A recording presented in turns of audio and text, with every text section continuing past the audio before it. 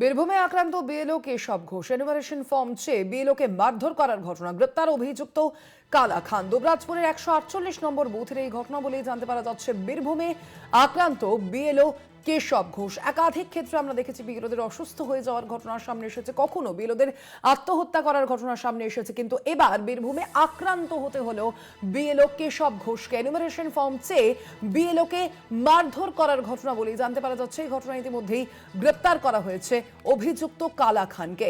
দুবরাজপুরের 148 নম্বর বুথের এই ঘটনা বলেই জানতে পারা যাচ্ছে। সেখানে বুথ লেভেল আধিকারিক কেশব ঘোষ তিনি আক্রান্ত হয়েছেন, তার উপর মারধর করা হয়েছে, তাকে মারধর করা হয়েছে বলে অভিযোগ সামনে আসছে। বীরভূমের এই ঘটনা আপনাদের জানাবো।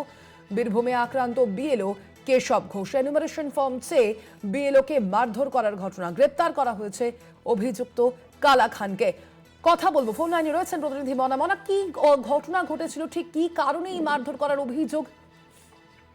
দেখো স্বর্ণালী, যে ঘটনাটা ঘটেছিল আমরা জানতে পারছি সেটি হচ্ছে বীরভূমের দুবরাজপুর বিধানসভার অন্তর্গত আদমপুর গ্রাম।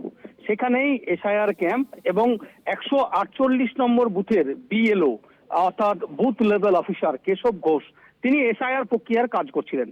এবং দেখো, এখানে দিন দুয়েক আগেই বীরভূম জেলা তৃণমূল কংগ্রেসের কোর কমিটির কনভেনার অনুব্রত মণ্ডল একটি কর্মসূচিতে গিয়ে বলেছিলেন যে যত দ্রুত সম্ভব আপনারা এসআইআর ফর্ম পূরণ করুন এবং জমা দিয়ে দিন। দেখো, তারপরে এই যেটা জানা যাচ্ছে যে ওই আদমপুরে ওই 148 নম্বর যিনি রয়েছেন কেশব ঘোষ রয়েছেন বিএলও, সেই 148 নম্বর বুথের তাকে প্রথমেই যেটা অভিযোগ যেটা সামনে আসছে যে এই যে কালা খান যিনি গিয়ে তাকে মারধর করেছেন, এক প্রকার হেনস্থা হয়েছেন, আক্রান্ত হয়েছেন কেশব ঘোষ, সেই কালা খান বেশ কয়েকবার তাকে ফোন করেছিল কোথায় আছেন লোকেশন জানার জন্য বা ইত্যাদি।